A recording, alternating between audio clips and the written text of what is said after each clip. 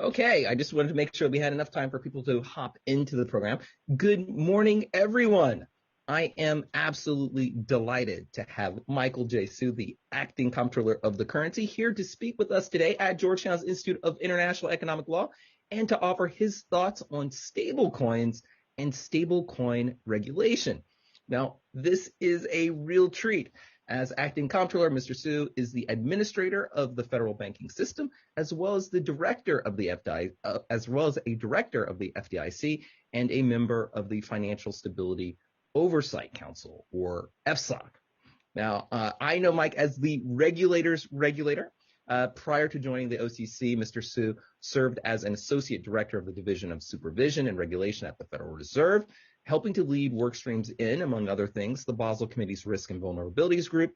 And before that, he was a financial economist at the Treasury Department, where he helped to establish the Troubled Assets Relief Program. He also served as a financial economist at one of my favorite agencies, the Securities and Exchange Commission, helping to oversee the largest securities firms. Now, Mr. Hsu became the acting comptroller of the currency on May 10th, 2021, assuming as such the responsibility of ensuring that the federal banking system operates in a safe and sound manner and that it provides fair access to financial services. For those who may not know, the OCC supervises over 1,000 institutions, ranging from community banks serving local neighborhoods to the largest, most internationally active banks. And as such, he is a central figure in discussions about the oversight and regulation of digital assets. So our students looking for truly cutting edge public service opportunities in financial services should know that they have a wonderful honors program for our students. Another thing that people may not know is just how hard this guy works. I've personally seen his outreach on all kinds of issues, and he has always had his door and mind open. And he's been doing it all quietly while making history in his own right as the first person of color to lead the OCC, an accomplishment not often enough celebrated.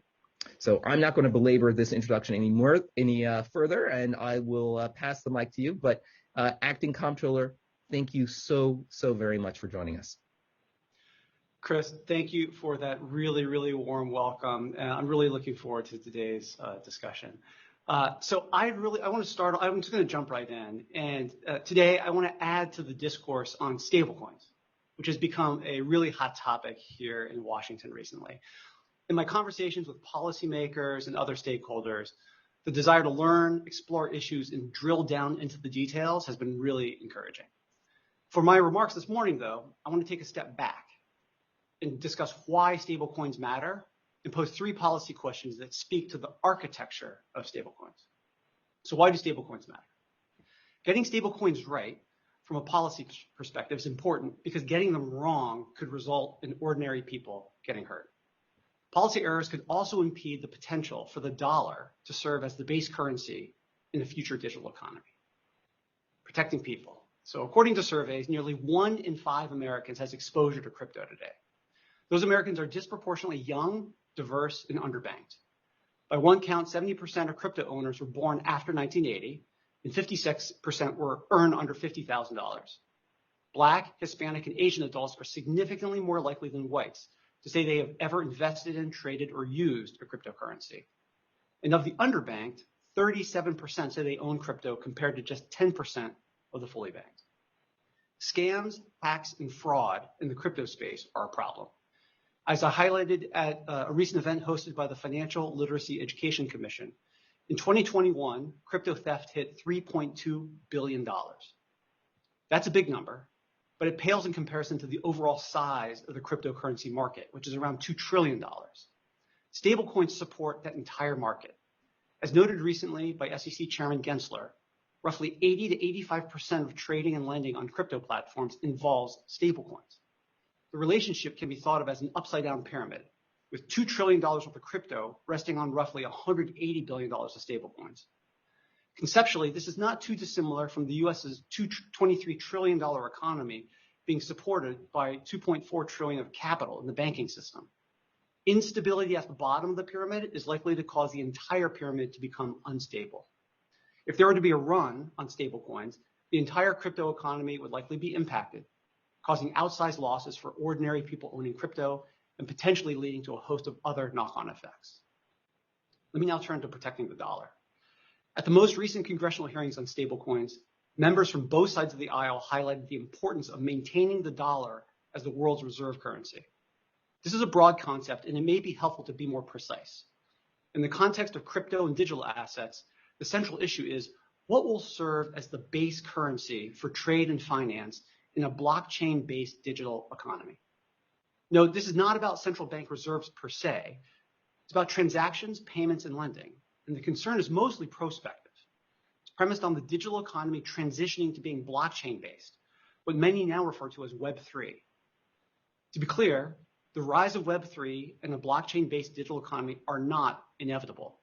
Several observers have made thoughtful and credible arguments questioning the value proposition and long-term sustainability of cryptocurrencies in Web3. I find many of their arguments to be compelling. At the same time, however, it's hard to ignore the rapid growth of the developer community, market signals about blockchain firms' long-term potential, and pronouncements and actions from a range of policymakers and governments. Regardless of which path materializes, it's important to bear in mind that fiat currencies like the dollar cannot be put on-chain. By contrast, stablecoins, by design, only exist on-chain. They are, quote-unquote, blockchain native, which gives them a significant advantage over fiat currencies in terms of functioning as money in blockchain-based ecosystems. Currently, there are no central bank-issued blockchain-native coins or tokens operating on permissionless public blockchains. This may seem like a gap, but consider for a moment our traditional banking system. A dollar bill is a liability of the Fed, as are banks' deposits at Federal Reserve banks. They are deemed central bank money. By contrast, my deposit at ABC Bank and your deposit at XYZ Bank are not central bank deposits. They're commercial liabilities of ABC Bank and XYZ Bank, respectively. Yet, we use those deposits just as we use physical cash, as a store of value, a unit of account, and a medium of exchange to pay for things. Our bank deposits and the physical money in our wallets are all treated as fully fungible. This is not an accident. It's the result of a carefully architected monetary and banking system. The robustness and reliability of this architecture, combined with the strength of the rule of law in America and the dynamism of our economy, has supported the role of the US dollar as the world's reserve currency. It is this issue of the architecture of a US dollar stablecoin system that I would now like to turn to. Bearing in mind these objectives just discussed, the architecture for a stablecoin system can be viewed through the lens of three key policy issues: stability, interoperability, and separability. How stable should stablecoins be? The President's Working Group report on stablecoins cited run risk as a leading risk of stablecoins. Under existing financial regulatory authorities, there are broadly two approaches to mitigating run risk and promoting stability. One is based on money market fund regulation, which is grounded in disclosure and high-level requirements regarding asset holdings. The other is based on bank regulation and supervision, which is grounded in prudential standards to protect depositors. If stablecoins were just an investment product, a money market fund approach based on public disclosure could, in theory, serve as a starting point. There are notable limits to disclosures effective in preventing runs, however. The need for money market fund emergency lending facilities in the 2008 financial crisis and in the spring of 2020, as part of the pandemic response, stand out. A banking approach would be more effective. Some have expressed concerns, however, about undue burden and inefficiency. If a stablecoin entity were tightly limited to just issuing stablecoins and holding reserves to meet redemptions, I would agree that the full application of all bank regulatory and supervisory requirements would be overly burdensome, provided that the activities and risk profile of a stablecoin issuing bank could be narrowly prescribed. A tailored set of bank regulatory and supervisory requirements could balance stability with efficiency. A subsidiary question that is embedded in the stability debate also warrants discussion. How much variability across stablecoin issuers can be tolerated? A quick look at history may provide some clues. In the pre-Civil War period known as free banking, bank regulatory standards were determined exclusively at the state level. Variability and inconsistency were features, not bugs. While this allowed for significant innovation and growth in the number of bank charters, it also resulted in frequent bank runs and panics, a far cry from the system we have today, where variability across banks is maintained within a range of safety and soundness determined at the federal level. In addition, before the 2008 financial crisis, money market funds were also highly variable, which contributed to their fragility and led to reforms that imposed some safety and soundness-like requirements, thus narrowing their variability as well. With stablecoins, one question is whether to require all stablecoin issuers to comply with a fixed set of safety and soundness-like requirements, as is the case for banks, or to let them pick from a wider set of licensing options, each with distinct risk-reward trade-offs. While there are pros and cons to consider, in my experience, the wider the variability, the more likely a risky issuer blows itself up, sparking contagion across peers. Interoperability. In most debates about stablecoins, the question of interoperability is generally ignored or put on the back burner. This may be because current use cases are centered on trading. If needed, users can simply trade one stablecoin for another, just as they would any other cryptocurrency. No big deal. To the extent stablecoins get used for payments and to support other Web3 activities, however, interoperability is likely to become a bigger issue. There are two levels of interoperability to consider. First is interoperability within a stablecoin across blockchains. The largest stablecoins exist on multiple blockchains: Ethereum, Solana, Tron, Algorand, etc. These blockchains are not interoperable.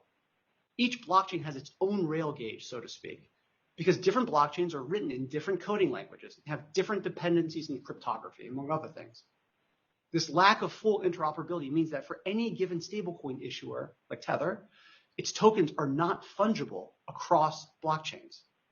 Take, for instance, a USDT token that is native to the Ethereum blockchain and a USDT token that is native to the Tron blockchain.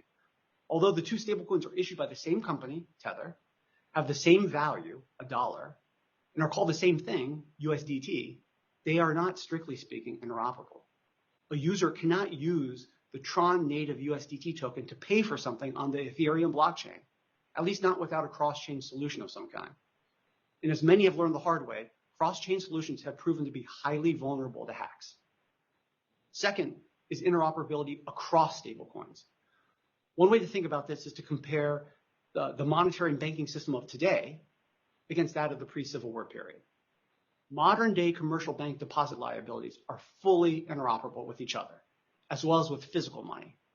The world treats them as fully fungible, which enables an enormous amount of economic activity to take place efficiently. We don't have to think about it. By contrast, pre-Civil War bank issued notes were not fully fungible. Each bank printed its own note. So users had to handle notes of different sizes and colors, each purporting to represent the same thing, $1. Users had to rely on paper money men to make the money system work, circulating state bank notes throughout the economy and facilitating trading of them at various discounts to enable everyday transactions. In today's crypto ecosystem, stablecoins are not interoperable with each other or with the dollar. In this way, stablecoin issuers are like the pre-Civil War state banks, and crypto exchanges are like the paper money men. If or when stablecoins expand from trading to payments, this lack of interoperability will become more apparent. Facebook's stablecoin journey is worth noting here. Its attempt to launch the Libra stablecoin, later changed to Diem, raised significant concerns. Among them was a fear of the concentration of economic power that Facebook would be able to exert should it have its own stablecoin. Notably, these concerns assumed rightly that the Diem stablecoin would lack interoperability with other stablecoins. After all, if Facebook's users could use any stablecoin to buy and sell things on Facebook, why would they use Diem? Or more tellingly, why would Facebook bother developing it? Without interoperability amongst US dollar-based stablecoins, the risk of digital ecosystems being fragmented and exclusive with walled gardens is heightened. In the long run, interoperability between stablecoins and with the dollar, including a CBDC, would help ensure openness and inclusion. It would also help facilitate broader use of the US dollar, not a particular corporate-backed stablecoin, as the base currency for trade and finance in a blockchain-based digital future.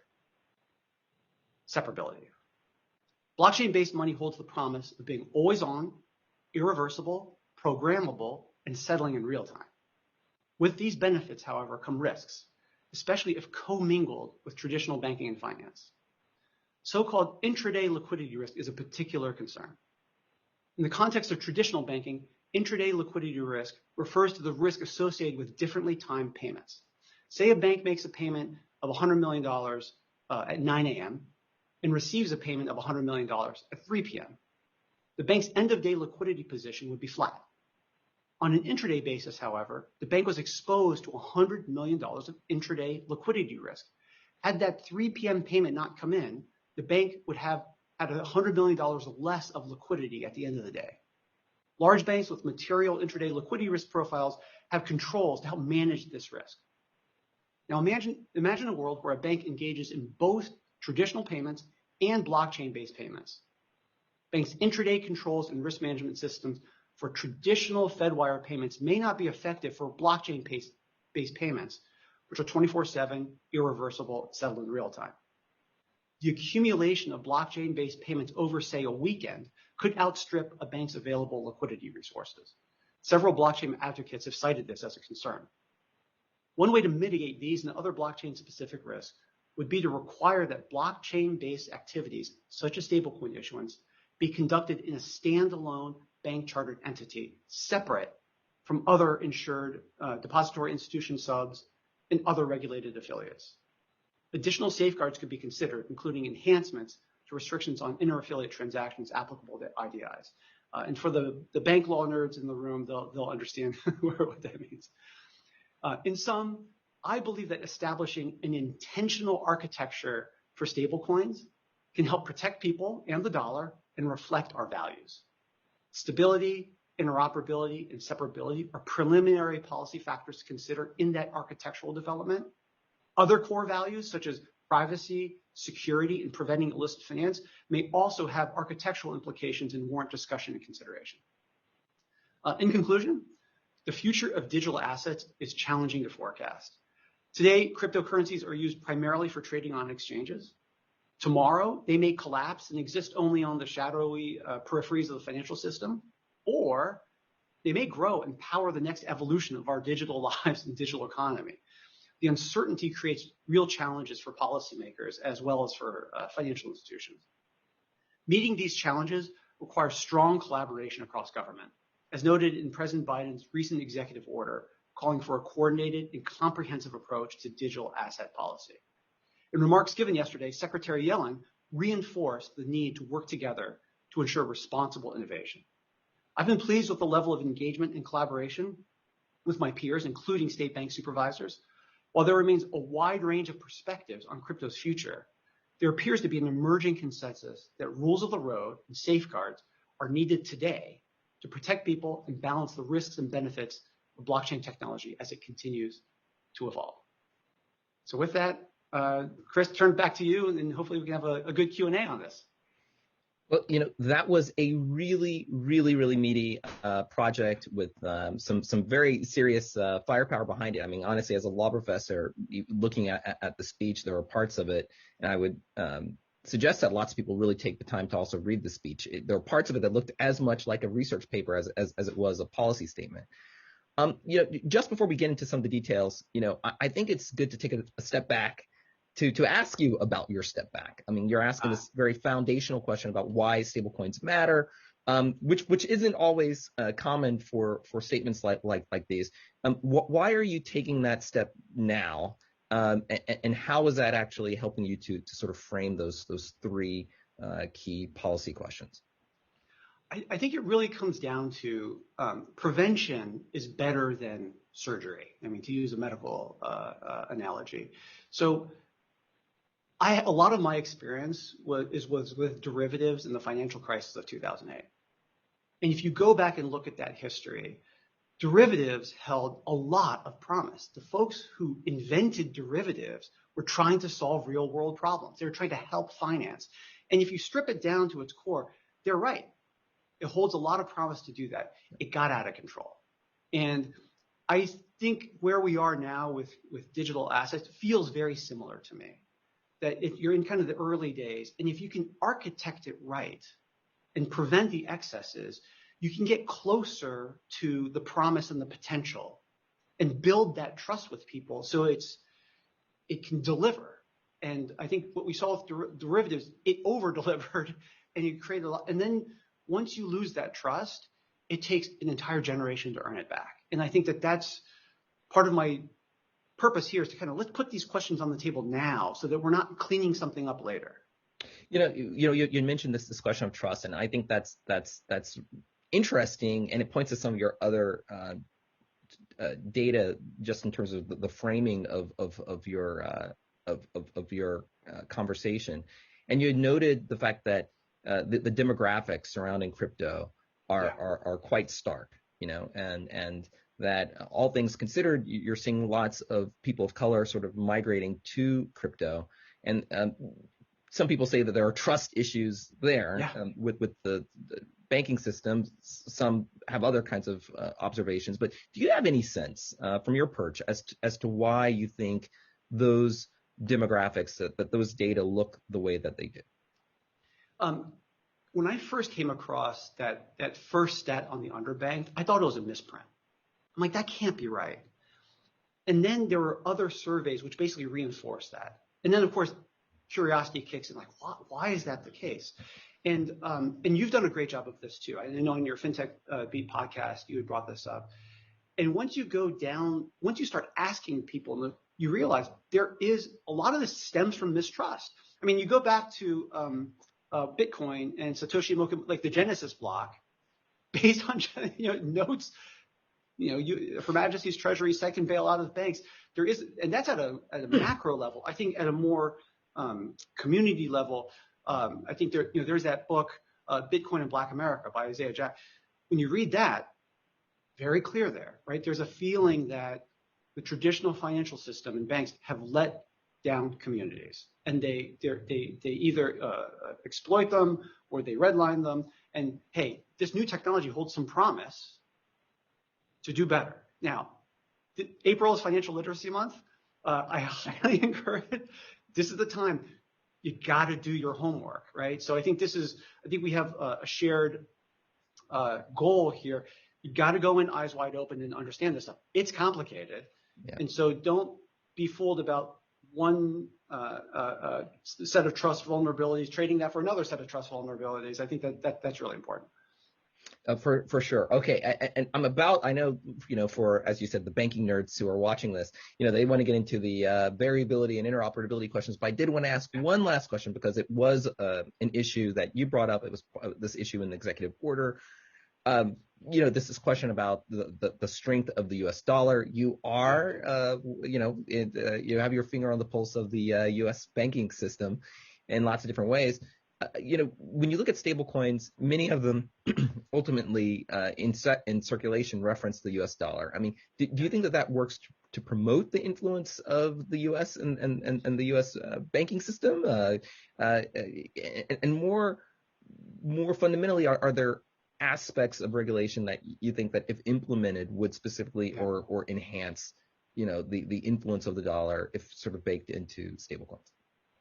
So I see a lot of risks and opportunities for the dollar today, and there are a lot of very interesting debates on the role of the dollar,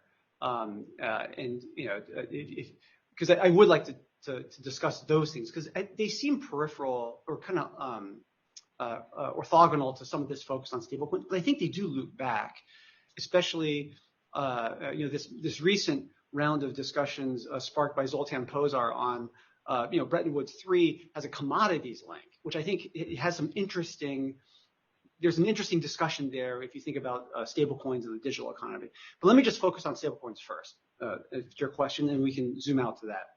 So I think currently we're in a phase where there's just a lot of inertia. So we've got dollar as the reserve currency in what I would call the real world. And so a lot of that's just kind of carrying over into the digital space, in the blockchain space. And I think that explains a lot of why US dollar stablecoins are so dominant. I don't think that's going to last forever. I think that's, we can ride that inertia for a little bit, but fundamentally, like, what makes a currency influential in the long term? It's got to be trusted and it's got to be used. Yeah. And those are related, right? It's going to get used if it's trusted, and if it's trusted, it gets used. And so for trade and finance and reserves, that's the story, right? The reason why the dollar is so trusted and used is because we've got strong rule of law here in America. and we've got a strong economy. And so those things kind of feed each other. There's this interesting concept by Perry Marilling on money, kind of the 4 attributes of money. And the first one is that they're par. And by par, that's very much like they're interoperable. It's not fragmented. Like my bank account dollar and your bank account dollar, we can spend those freely. No one has to check which bank it comes from. And when it fragments, that's when we have problems. So like in 2008, you did have to check. And that leads to a whole kind of cascading. And that fragility is why we've got, why I've got a job, why the OCC exists is to prevent that. Which, by the way, for your students is super exciting. It's super fun. I want to double down on your plug for the OCC's honors program this fall. I did that, not here at the OCC. I did it at the Fed, but those programs are fantastic, and you get just a great bird's eye view on all these issues. That's excellent. Yes, I try to get on my soapbox all the time to tell the students this thing. Let's then get into sort of part of the details, both that interoperability question and the variability question. But I'll just sort of proceed with the order of your comments, because the issue of variability is pretty interesting. And I think that a lot of people are going to ask, well, how much variability is a good thing? Regardless as to what is being varied, this is, I guess, the question about, whether or not variability itself serves as a kind of a hedge where you have a bad decision, either design problem, programming problem, policy problem, does variability serve as a hedge? And then there's this question about the must-haves, right? And the sense that, to what extent should variability be minimal? And if it is permissible, where do you think that variability should be available? And then where are those parts where you really don't want to see very much variability? I think those are all super important questions to ask. I don't have an answer to your question. I think there's a trade-off. Diversity is good for innovation, period. Like that's, any innovator will tell you, the more room they have to run, like that diversity, that ability to put out minimally viable products and iterate, super, super important to innovation.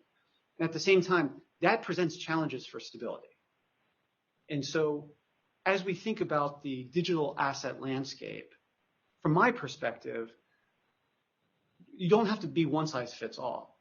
If we took different parts of that ecosystem, do we have different answers to this question of the balance between innovation and stability? And I think the answer is yes. I mean, I think you want your money, which is a public good, to err on the side of stability, because you have those strong foundations that would enable more innovation for that which is built on top of it. Like if you want, Frank Gehry building really innovative art, you don't want him to innovate on the foundations of the building. You want the building to stand, but you want to enable that. So I think there is an interesting relationship there.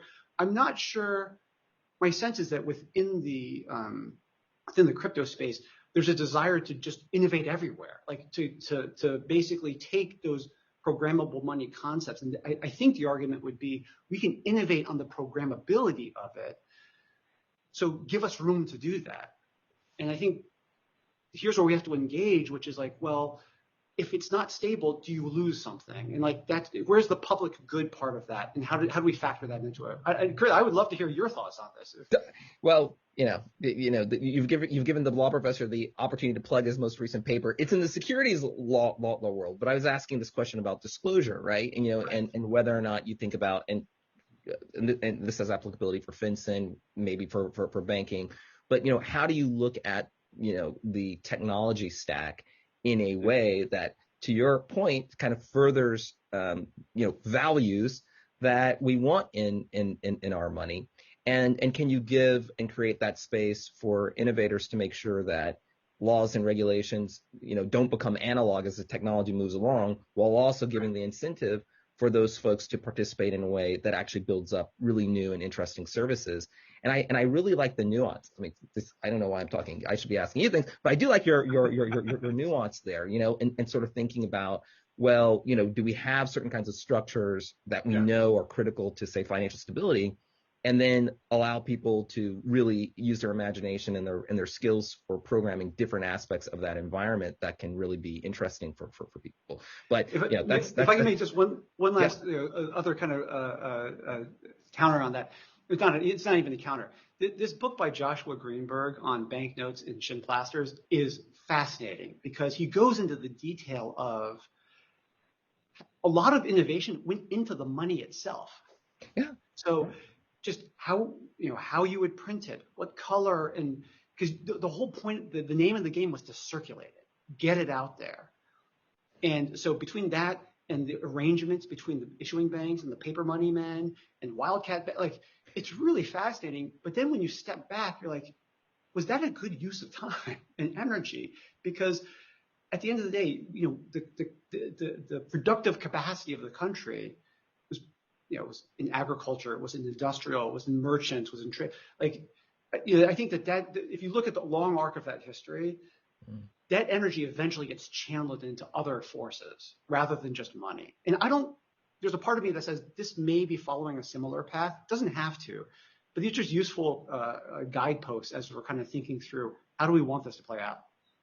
Hey, when you think about all the different values, and I'm all about values in money and thinking about these questions from that standpoint. And I think that your interoperability issue is a really interesting one. I mean, I frankly really never heard of it before. And it reminds me a little bit actually of the Eurozone crisis that you recall, where a euro deposited, at that point in time, in a bank in Greece wasn't necessarily the same thing as, a euro that's being deposited in a bank in Germany.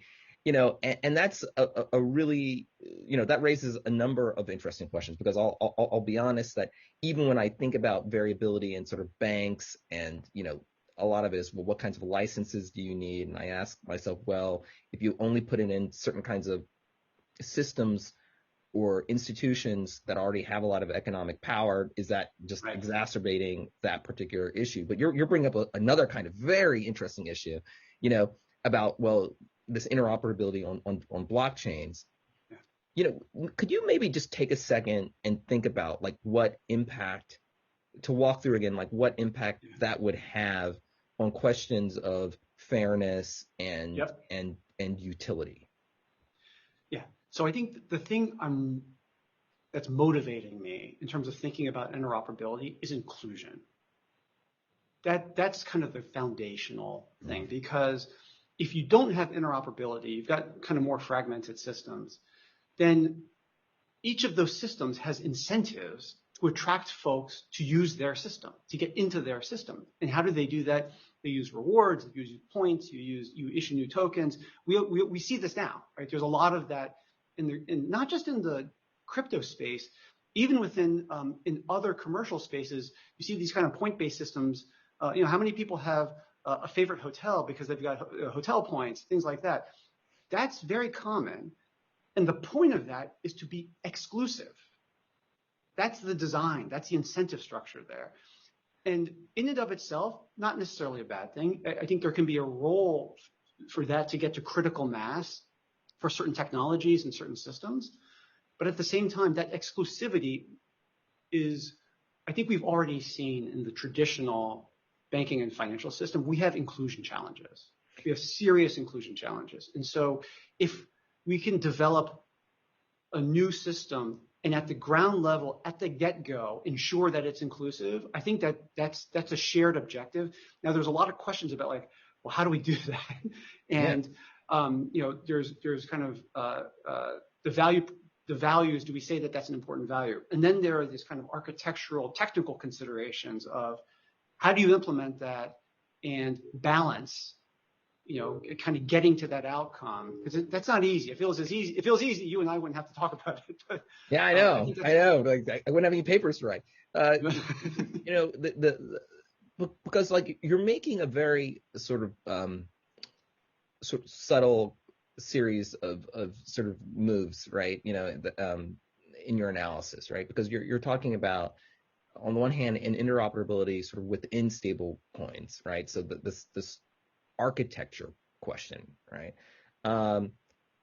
And then you sort of contrast that with the interoperability point across different blockchains, right? Which raise overlapping but not exactly identical sort of issues, right? So again, one is the exclusion issue, which I'm also very, very sensitive to, and I applaud you for thinking through. But but there's also this competition question as well, right? Which is what you've kind of noted, whether or not if certain kinds of closed loop systems, incent anti-competitive relationships. But can we go just sort of balance again all these different values, because sometimes those values do kind of play off of each other, and think about the risk level. And I'll go back to that variability as a hedge question. Does interoperability end up importing risk? Let's assume that fungibility argument is right. Again, how much variability do we want, and is there a certain degree of variability that's good even beyond the fact of enabling innovation? Yeah, I think it's a super fair question. And if we were starting with a clean sheet of paper, and this is not how it works, but if there were, that's what I do. Maybe in a law school exam, if you had a clean sheet of paper and you would say, like, how would you architect this to balance those things? I think you'd get a very interesting set of responses. But where we are today is that you've got, basically the 80-20 rule applies. You've got a handful of major stablecoin issuers, Tether, Circle, Binance, et cetera, who have significant resources and big plans and are growing. And I think that's kind of where we're starting today. In terms of, if you had to kind of snap a chalk line on where my remarks are calibrated, it's to today's situation and kind of thinking about those things. But you're right, Chris. I mean, there's no easy answers on this. We do want innovation. I think that is important. Like, and not all innovation is going to be, by definition, there's mistakes. Innovation is kind of defined by the mistakes it makes. I think it's interesting that, like, Vitalik Buterin of Ethereum, he had come out some time ago in terms of his long-term vision, saying these cross-chain things are not going to work. There's too many security flaws, and you see this with the hacks: Polygon, Wormhole, Axie. These are like $500 million hacks each, because people are trying to solve for the fact that these rail gauges don't work together. And so I think Vitalik has basically come to the conclusion that we're going to have a bunch of these, and then most of these are going to die away, and we're going to go to a world where there's probably going to be 2 or 3. I don't think he identifies the number, but he's basically saying, like, it'll be like rail gauge development. There's like almost like a natural utility function to it, which is also interesting from a legal perspective. And if that's the case, one question for us is, like, well, what happens in the meantime? Because that one version of that, people may get hurt. It's interesting. I talked to a lot of different groups in my role, because I'm trying to get a lot of different perspectives on the banking system. And one of them was a group of AAPI organizations, across the country, and crypto had come up. And I asked, well, how many of your members are, in your communities are into crypto? And everyone raised their hand. And, as an Asian American, I can identify. They said it's the new property. Yeah. Like, people think of it as the new real estate, and they don't want to miss out. Like, they see other people miss out. They can build wealth, which really, it doesn't feel like new property to me. But maybe it's the case, maybe it's not. But that's the psychology of it. Yeah. And I'm trying to square that with lots and lots of innovation, where there can be winners and losers, and it's hard. I think there's some hard questions here. Yeah. I want to, certainly get to my sort of finale question in just a second, but just on the architecture issue in terms of how do you structure the, certain kinds of legal entities, and you had mentioned, the separation issue, and just for the coda on that, if you were to have a stablecoin issuer, should be separable from that traditional bank, What do you think the connection or the purpose, what use or purpose does the connection to the bank actually, in your mind, serve, particularly from the safety and soundness perspective? Yeah. So I'm not sure. I think that would be interesting. It's kind of switching the presumption is that if you were to set that, it would be interesting to see what the business models would be that would kind of evolve around that.